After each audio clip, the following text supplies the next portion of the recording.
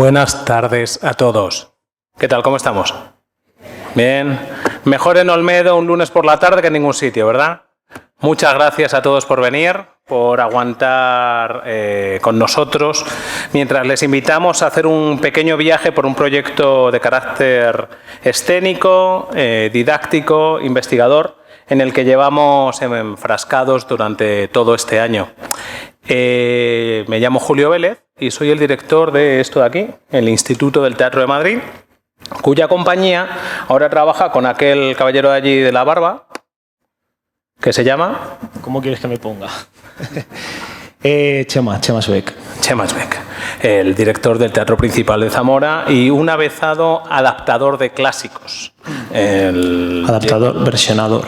Adaptador, versionador. Él hace lo que quiere con los clásicos. Los coge, los manosea, los retoca y luego, sin embargo, mantiene el espíritu de los mismos. Y luego tenemos ese otro caballero ahí detrás, llamado Bernardo García. No tengo barba y tampoco tengo mucho pelo. Estamos aquí combinados, o sea, esto es una pelea entre calvos y pelones, ¿no?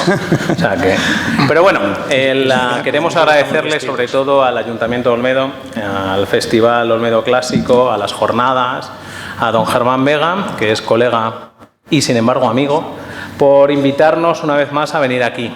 Les vamos a explicar brevemente, perdonen la chapa, pero tenemos que hacerlo porque estos proyectos son un poco peculiares y los tienen todos que entender fundamentalmente porque tendrían que ver que lo que van a ver aquí no es exactamente lo mismo que está girando, ¿vale? Por una serie de cuestiones técnicas y sobre todo porque estas jornadas son unas jornadas dedicadas al intercambio entre el mundo académico y el mundo de la escena. Y hace no tanto pues no nos llevábamos demasiado bien. Entonces, siguiente imagen, por favor. Como estábamos un poco enfadados con esto, ¿no? Y Adolfo Marsillac decía que quería que mejor enfadar a Domingo Indurain que a un niño de 16 años y puso a Luciano García Lorenzo, como él siempre recuerda, para mantener a todos los académicos a raya y que no nos enfadáramos haciendo cosas libres, pues creamos el Instituto del Teatro en 2008, que es un centro de la Complutense que se dedica al estudio del teatro en todas sus manifestaciones. Entonces hacemos estudios sobre teatro, estudios teatrales, hacemos estudios sobre sociología del teatro y también hacemos teatro. Porque para poder hablar del teatro, por lo menos tienes que saber un poco, bueno, algo tienes que romper, porque es que si no, no hay manera de meternos, ¿no? Entonces ahora tenemos un máster, un doctorado y les anuncio que desde septiembre un grado, el primero en toda España, un grado universitario en estudios teatrales. Si conocen algún primo, sobrino, hijo, vecino que tuviera interés, a partir de septiembre ahí estamos en la Complu. La idea es impulsar proyectos como este, proyectos en los que se van a combinar la investigación y la puesta en escena. Siguiente, por favor. Nosotros funcionamos a base de ciclos y aquí vinimos, a lo mejor algunos se acuerdan, en 2019 con una pieza del primer ciclo. Tenemos dos ciclos hasta ahora, el ciclo arqueológico y este que estamos denominando el ciclo pictórico. Son unidades docentes, proyectos de investigación que se van combinando. Siguiente, por favor. En el primero, con esta vinimos, pero no con todo eso. Vinimos con una versión un poquito más modestita, un par de actores y demás, y estuvimos contando un poco lo que era. Esta es una reconstrucción que hicimos de un carro, de un auto sacramental, tal y como se hizo en 1673. Reconstruimos también la partitura musical del siglo XVIII, la única que hay, que además se atribuye a don José de Nebra, uno de los principales compositores del XVIII. Y el espectáculo, que fue este espectáculo que ven ahí tan bonito, se estrenó en el Festival de Almagro en ese año, el 19. Siguiente, por favor. Después hemos girado con varias obras en las que hemos reconstruido, como García Lorca y su grupo universitario. ¿Se acuerdan de él, verdad? El grupo universitario se llama La Barraca. Con los estudiantes del máster y los estudiantes del doctorado, y ahora con los del grado también lo haremos, reconstruimos varias piezas del repertorio lorquiano. En este caso tienen cómo hicieron los entremeses de Cervantes y, siga por favor, y aquí cómo hicieron el auto sacramental de La vida es sueño. El auto sacramental de La vida es sueño es un espectáculo que quedó especialmente redondo, que tuvo, porque además recogían la problemática que se hizo alrededor. Hubo una investigación de carácter histórico sobre cómo se hizo, a quién le gustó, a quién no le gustó, y había elementos en los que el público saltaba y bueno, hubo bastante diversión. Yo desde luego me lo pasé pirata, vamos. Como ven, intentamos reconstruir la escenografía original, ¿eh? Esa es la escenografía de Benjamín Palencia, uno de los principales pintores del 20 español, ¿no? Y ahí tenemos a los chavales haciendo todos los maniquíes. De hecho, los maniquíes los pueden ver ahora mismo están en Alcalá, uno de ellos, en una exposición, y en Almagro, en el Museo del Teatro también, ¿vale? Siguiente, por favor. Con ese cerramos el ciclo arqueológico y comenzamos el año pasado nuestro ciclo pictórico por medio de un convenio con el Museo del Prado y la Fundación Carlos de Amberes. Aquí es donde don Bernardo García va a saltar un poquito y nos va a decir en qué consiste este ciclo pictórico. Bueno, el proyecto que estoy llevando a cabo desde el año 21 y que acaba el año que viene es un proyecto que se llama Polemis. Trabaja los conflictos de la monarquía hispánica entre los siglos XVI y XVII, pero lo hacemos considerando como los hechos históricos, las batallas, las guerras, otros conflictos sucesorios, otros conflictos ideológicos o confesionales, cómo se comunicaron en la época, porque en los propios conflictos la información, lo vemos hoy en día, ¿no?, forma parte del propio conflicto, y es una manera de difundir distintas opiniones que tratan de posicionar a la gente que está involucrada o que observa el conflicto. Pero también estudiamos la memoria que va quedando de los conflictos a través de distintos testimonios, ¿no? Hemos ido sabiendo que el Museo del Prado se está ampliando hacia lo que era la galería del Salón de Reinos del antiguo Palacio del Buen Retiro. Tenía la idea hace mucho tiempo, mucho antes de saber esto, de poder estudiar aquellos cuadros del Salón de Reinos que reflejan acontecimientos históricos concretos, batallas, asedios, socorros de plazas, que ya en la época esos acontecimientos generaron obras de teatro. No hay obras monográficas de cada uno de los 12 lienzos de los 12 episodios, pero sí que es cierto que hay 4 que sí que generaron obras de teatro, incluso alguno de ellos 2 o 3 obras. Algunas no las conocemos, no tenemos los textos, pero otras sí, son muy conocidas. Empezamos el año pasado, se había hecho un primer estudio del Socorro de Cádiz, con una edición del acontecimiento histórico, una recopilación de un corpus de noticias, relaciones de sucesos y una edición de algunos de ellos, y un estudio crítico del auto sacramental de Pérez Montalbán y la comedia de Rodrigo de Herrera. Luego hicimos el estudio con otro grupo de la Universidad de Salamanca, lo digo bien, el Centro de Estudios Brasileños, para estudiar la recuperación de Bahía. Y él, en este caso, la posibilidad de llevar a escena una versión del Brasil restituido de Lope de Vega. Son obras que se representaron en la época, muy poco después de los acontecimientos, pocos meses después se crearon y se representaron, pero que han tenido una vida teatral muy, muy pequeña. No hay muchas representaciones de estas obras. Y este año estamos trabajando con Breda, o el sitio de Breda, de Calderón. Sea todo de Calderón o no, esto es una cuestión que está en discusión, pero hay una versión nueva, una propuesta nueva. Siempre procuramos que con el instituto se hagan unas propuestas actuales, no se trata de hacer una reconstrucción arqueológica en este caso, y el año que viene vamos a cometer una de las dos, o el auto sacramental o la comedia de Cádiz. Existe una obra más, que sería la de Florús, que es una comedia de Lope de Vega, que es la mayor victoria de Gonzalo de Córdoba. La obra es tremenda. La matanza del adversario, pasaron a cuchillo a toda la guarnición del enemigo después de la derrota.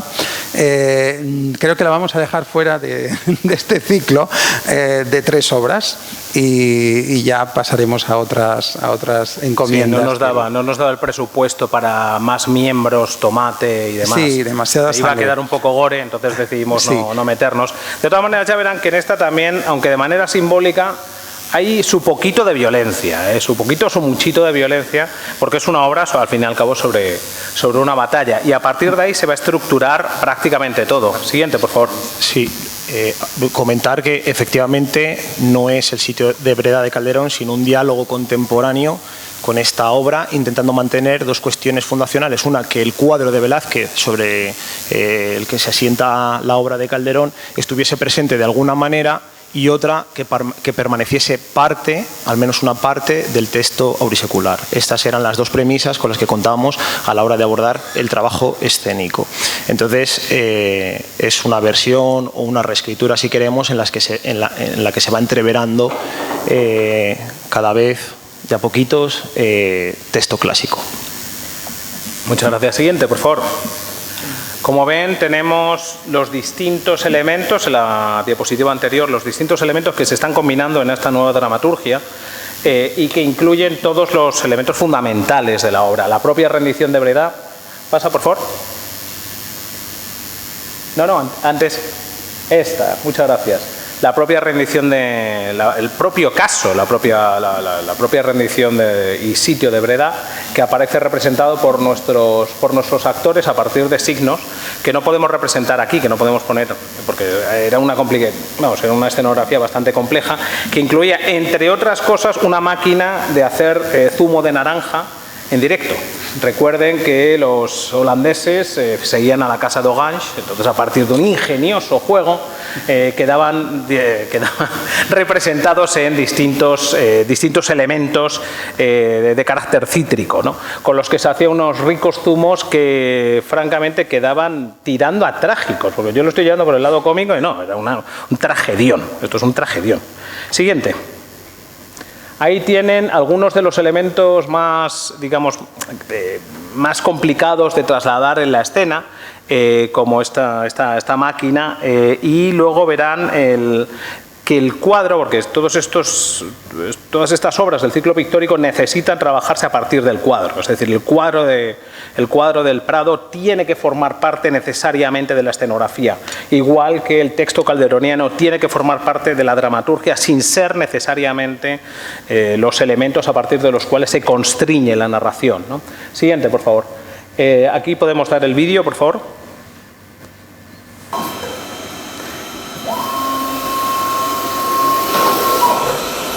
Por medio de un acuerdo con la Fundación de la ONCE y con la compañía Tandem Vertical Print, logramos una máquina impresora vertical que iba, como ven, haciendo el cuadro a la vez que se desarrollaba la obra, ¿vale? Por elementos que van más allá de nuestro deseo y del deseo del festival, pues no hemos podido trasladarla aquí porque, como se imaginan, es un pelín complicado. Ya, de hecho, llevarla al Prado fue tela, fue bastante tela. Siguiente, por favor.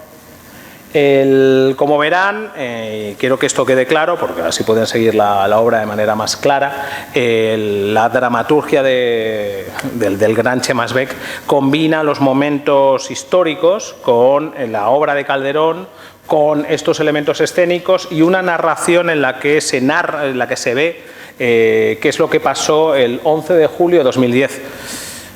¿Se acuerdan ustedes dónde estaban el 11 de julio de 2010? Sí, ¿verdad? Estábamos todos muy emocionados en un momento especialmente interesante para nuestro país, ¿no? Por lo menos para esta generación que jamás vimos a España ganar nada, ¿no? Y pues ahí nos encontramos con algo. Y Chema con cierto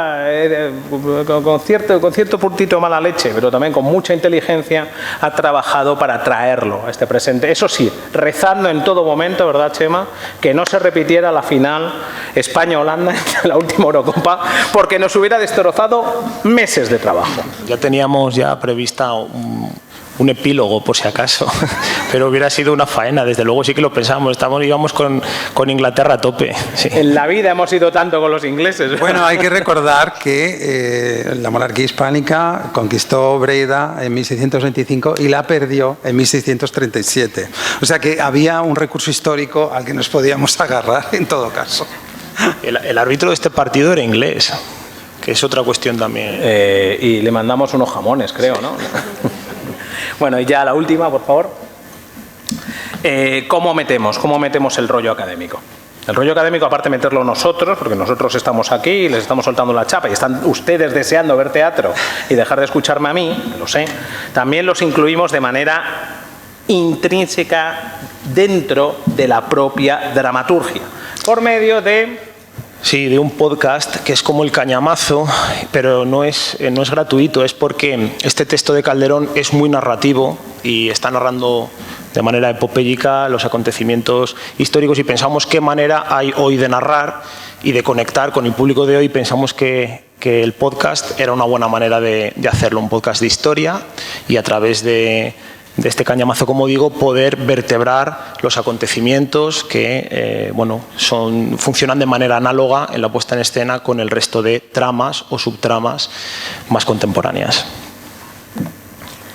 Y de esa manera, además, los filólogos, que como saben tendemos a soltar el rollo bien, como estoy haciendo yo ahora mismo, nos sentíamos suficientemente a gusto, los historiadores también hablan un poquito, suficientemente a gusto como para dejar claro pues algunos puntos, ¿no? Por ejemplo, aunque se nos enfada aquí Germán Vega, la obra va a ser de Calderón, me diga lo que me diga hecho.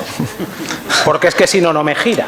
¿Me entienden? Entonces, va a ser de Calderón, le pondré la atribución, pero no, hecho, que es el famoso programa, esta inteligencia artificial, que se dedica a destrozar los sueños de los filólogos. Uno se tira toda la vida haciendo una tesis sobre Pérez de Montalbán y luego le quitan las 7 horas que está estudiando. ¿Vale? O sea, aquí llegan estos dos, que son dos, en fin, son mala gente, no se junten con ellos. Pues no, o sea, no, yo me niego y tengo mis razones y seguiremos y yo lo defenderé a capa y espada y seguramente en una versión siguiente pues Germán y yo nos la haremos con unos florines, ¿no? Siguiente. Encontrarán una serie de situaciones escénicas atemporales que los teatreros llaman teatro postdramático, en la que se engarzan algunos elementos que sirven para unir este cañamazo. ¿Chema? No, nada. Simplemente decir que plantearemos, puesto que no vamos a hacer la obra íntegra y de manera causal y vamos a tener que escindir en fragmentos, decirles que hemos escogido algunos de los momentos clave y que posteriormente iremos comentando para poder contextualizar y que ustedes puedan seguir la historia lo mejor posible. Efectivamente es una faena que faltan muchos elementos que constituyen la puesta en escena y que dan un sentido sígnico, son signos importantes para entender un poco la propuesta, pero bueno, yo creo que con este exordio que ha hecho aquí Julio y con los comentarios que van a ir posteriormente, pues conseguiremos contextualizarlo y creo que estaría bien, si os parece, y si tú has terminado. No sé. Comenzar y luego hacemos aquí un cantor y vamos parando y comentando de a poquitos, como digo, algunos de los fragmentos que hemos seleccionado. Es decir, amenazamos con nuestra vuelta. Eso es. Simplemente apelamos a la imaginación, pero con algunas de las fotos ya podemos contextualizar algo. Y nada, y si os parece, comenzamos.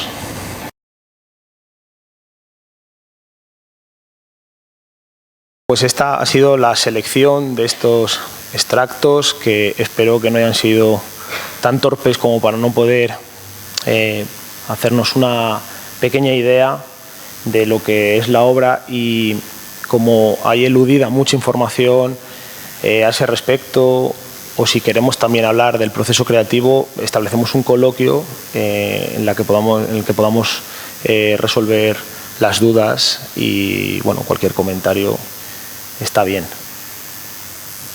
Pero como se está haciendo tarde, si quieren, lo dejamos en 3 preguntitas que nos vayan a soltar y ya está, porque ya hemos tenido suficiente bredad, suficiente fútbol y suficiente emoción para un día, ¿verdad? Yo aquí.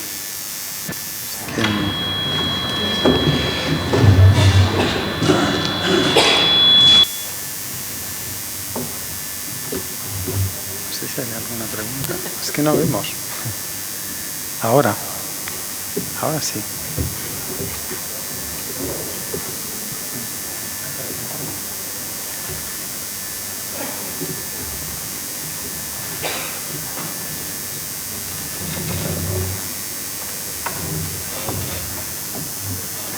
Allí hay un micro.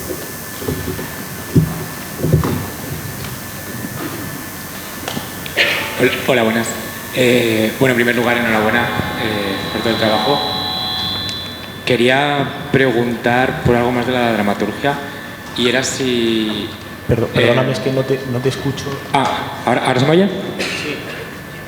Que quería preguntar por una cuestión de la dramaturgia y es que, bueno, si fue muy evidente la relación entre la obra y el Mundial, o fue algo que tardó en llegar o estaba claro desde el principio. Quiero decir, porque está muy bien traída la relación y me pregunto si yo lo veo muy evidente al verlo ahí, pero claro. Lo cierto es que cuando, para enarbolar el discurso nacionalista durante el Mundial, se utilizó el signo del cuadro de las lanzas, y entonces eso a mí me sirvió de acicate y de germen para establecer el paralelismo.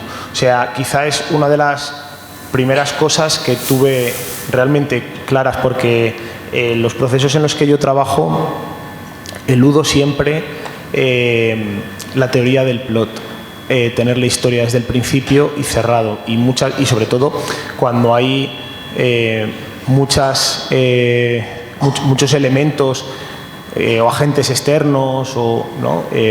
Yo tuve que hacer un casting con ellos, entonces para mí es muy importante también la voz de ellos y lo voy descubriendo en el proceso, ¿no? Entonces, esta voy la pregunta en ese sentido, porque me preguntas que en qué momento del proceso, pero es de las pocas cosas que te puedo decir que me sirvió para comenzar a gestar la dramaturgia. Muchas gracias.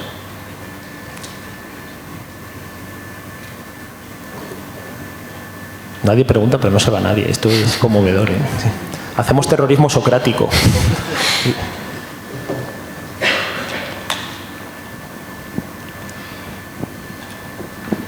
Hola, bueno, felicitaciones porque me parece muy interesante la propuesta. Y tenía dos preguntas. La primera respecto a la dramaturgia también, cómo aparecen estos otros textos, ¿no? Si son parte del proceso, parte de improvisación, si preexisten a la investigación, si se van modificando en la creación escénica. Y por otro lado, cómo aparece todo lo que es el paisaje también sonoro, que tiene como mucha vigencia y como que le da cierta coherencia, ¿no?, a todos los momentos. Y me parecía interesante. Muchas gracias. Mira, lo del paisaje sonoro es muy importante y no se puede ver, pero la narrativa sonora de la obra es verdaderamente importante, sobre todo para las partes bélicas, ¿no? Lo que comentaba antes ahí, la máquina naranjas, blan, blan, blan, blan, blan, blan, el cuadro, tutun, tutun, tutun, tutun, ¿no? Toda esa mecanización, ¿no? Ese proceso de muertos, ¿no? Que era un poco lo que queríamos ilustrar casi al modo del futurismo italiano, ¿no? Esa mecanización de personas, ¿no?, haciendo, y eso lo hemos tenido claro en el momento en el que han aparecido también los elementos que constituían nuestra puesta en escena. Eso por un lado. Y lo de la dramaturgia, a mí me gusta pensar y recordar muchas veces cuando Anton Chejov escribía en los márgenes de sus cuadernos y decía, le valía, por ejemplo, decir: una rama entra con violencia, una rama de cerezo entra con violencia por la ventana. Esto antes de tener escrito El jardín de los cerezos. Eso es una imagen muy poderosa porque nos hace pensar que hay un jardín que nadie cuida, una casa que está deshabitada y que cuando abres una ventana hace así. Entonces, a la hora de generar las dramaturgias siempre intento adherirme a este tipo de imágenes generadoras, ¿no?, que generan relato. Bien es cierto que hemos hecho muchísimo trabajo preexpresivo, ellos han hecho un trabajo dramatúrgico tremendo, yo les hago escribir, lo pueden contar ellos, les he hecho escribir muchísimo y muchas veces partiendo de temas axiales, para nosotros era cuestionar la guerra, que es lo mismo que hace Calderón porque la condena en muchas comedias, ¿vale? Amar después de la muerte lo hace de una forma, vamos, clarísima. Y entonces para nosotros, a día de hoy que estamos miremos a donde miremos, hay una guerra, era el punto axial y era la génesis. Y lo contemplamos además, según nuestra idiosincrasia, de maneras distintas. Para mí era muy importante ver el trabajo dramatúrgico de ellos a través de ciertos marcos de referencia. Yo les ponía algunos marcos de referencia textual y ellos a partir de ahí generaban contenido. Y han escrito cosas verdaderamente, la mayor parte están fuera, porque no se han verbalizado, porque no se han visto, pero están dentro. Si queréis vosotros decir algo del proceso... ¿Cómo que jajaja?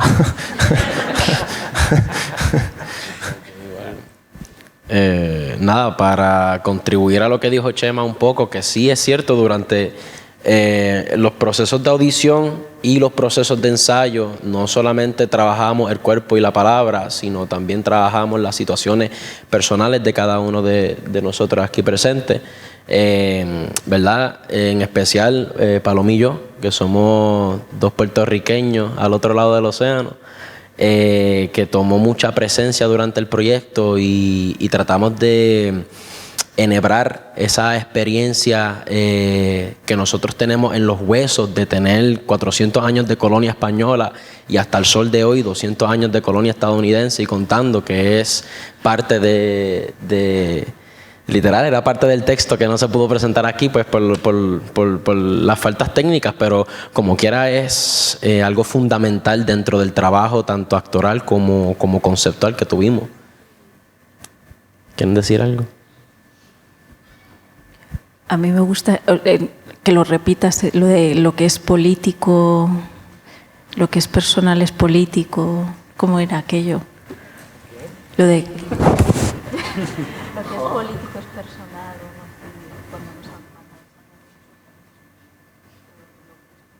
No sé lo que os he contado, ¿verdad? Están con el proceso creativo. Me lo invento, ¿vale? Pero sí que es verdad que dentro de la escritura yo me quedaría con dos palabras, ¿no? La palabra, bueno, las palabras bélicas como guerra y rendición. Y eso llevarlo a un punto personal. Y a partir de ahí se elaboraba un texto que estaba muy cerquita de Calderón, pero de otra manera, ¿no? Entonces yo rescataría realmente eso.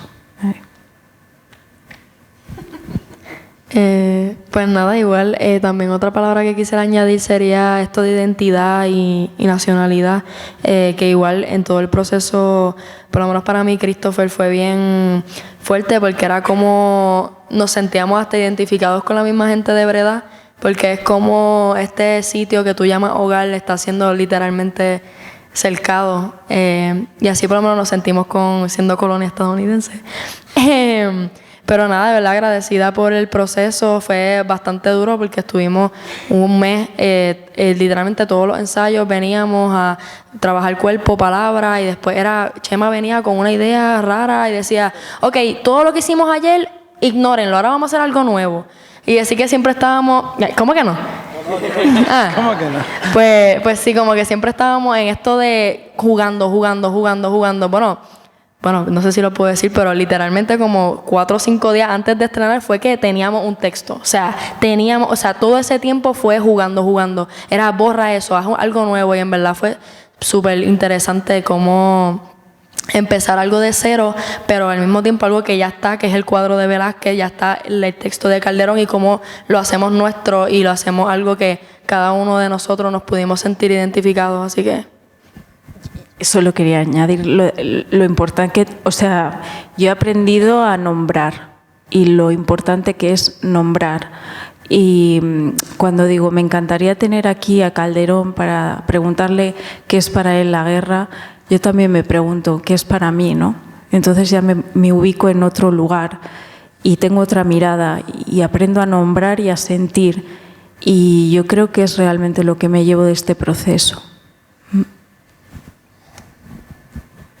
Os quito el micro porque me da miedo que... Aquí todo el mundo le da que sigamos abriendo la cajita de las verdades. ¿Alguna preguntita más? Hay un comentario que podía hacer, algo que habéis tocado, que tiene que ver con las máquinas, ¿no? Habéis utilizado en la propuesta máquinas que tienen sus ritmos y juegan dramáticamente. Una pinta es como tener a Velázquez, pero 3.0 o 7.0, ya en versión IA, Y las naranjas para proyectar incluso la fosa común, ¿no? O sea, todas esas naranjas exprimidas son las víctimas militares y civiles que se producen en la guerra, ¿no? En vez de calaveras, pues son las naranjas como cabezas prácticamente y destrozadas, ¿no? Pero en la época continuamente se refieren a la guerra como una gran máquina. Realmente es una industria, lo vemos hoy en día, ¿no? Todas las guerras que tenemos dependen de echar más recursos. ¿Quién tiene más recursos? ¿Quién puede aguantar más tiempo, ¿no? La guerra no depende solo del soldado que pelea por su puesto. Requiere medios, continuamente medios.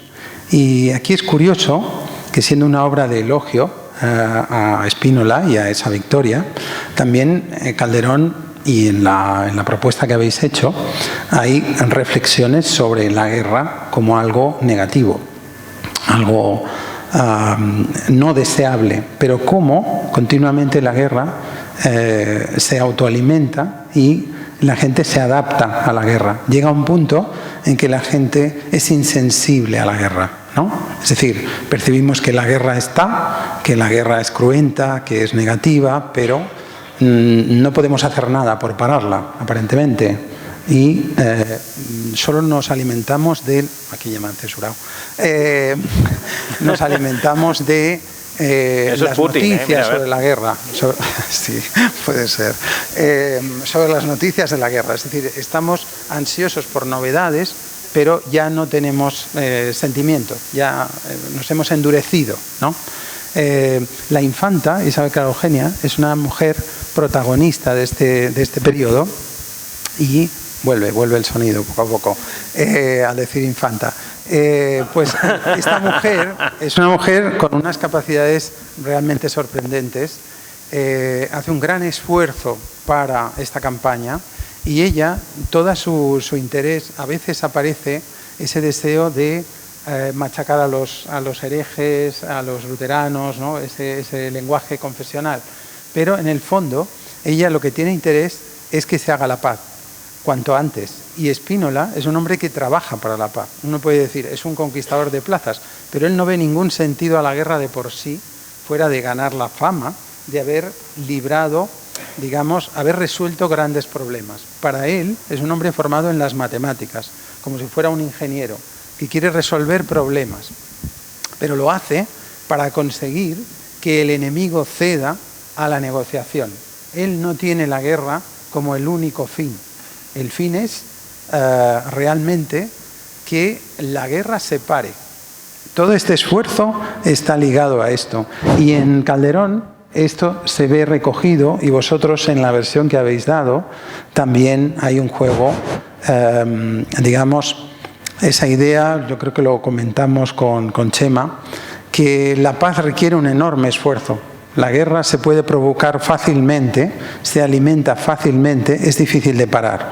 Pero la paz requiere un esfuerzo y un compromiso continuo. No solamente es ausencia de guerra, en definitiva. No solo es eso la paz. Claro. Se nos está haciendo bola, ¿no? No. No sé, ellos. Si no hay ninguna pregunta. Vamos a dejar una preguntita más, si acaso, y... ¿Nadie más? Ha quedado... Uy, bueno, Alejandro García Reidi, vamos a ver. No tenemos opinión sobre Lope. No, por eso. Sí. Bueno, quería elogiaros por la propuesta que habéis hecho y preguntaros por la parte social de conectar un texto tan difícil como es el sitio de Breda al público actual. ¿En qué momento pensasteis vamos a meter esa historia de el desahucio? Bueno, tiene también el juego de las llaves, como es el juego de las llaves de la rendición. Para mí tenía un componente muy importante, ¿no? que ha ido en toda la parte tripartita, que han perdido las llaves, han entregado las llaves, pero también, te soy honesto, lo dejé correr, es decir, me nació, me llevó la escritura a ese lugar y tampoco lo quise matizar luego más, ¿no? simplemente. Sí. Sí, algo que me parece curioso de su pregunta, igualmente como había mencionado anteriormente, de cómo se entrelazó una experiencia tan distante de la vida colonial en Puerto Rico con la guerra de sitio en España. Y partiendo de su premisa del desahucio, yo creo que parte de lo que quisimos conectar fue la experiencia que los ciudadanos de Breda pudieron sentir a una experiencia contemporánea del hoy día. Claro, repito de nuevo que Paloma y yo, pues siendo puertorriqueños, que actualmente pues estamos pasando por varios procesos de gentrificación y de expulsión de nuestra propia tierra para darle paso a los inversionistas millonarios, billonarios de los Estados Unidos, es un sentimiento que se lleva en el ADN. Es un sentimiento que sale a raíz de la rabia de que te quiten de un lugar en donde tú naciste, en donde tus ancestros nacieron, en donde ha pasado toda una historia de gente, toda una historia de sangre, como Flora particularmente. Y ese reto, aunque no es completamente frontal dentro de esta dramaturgia, es algo que la nutrió desde el comienzo del proceso hasta el final.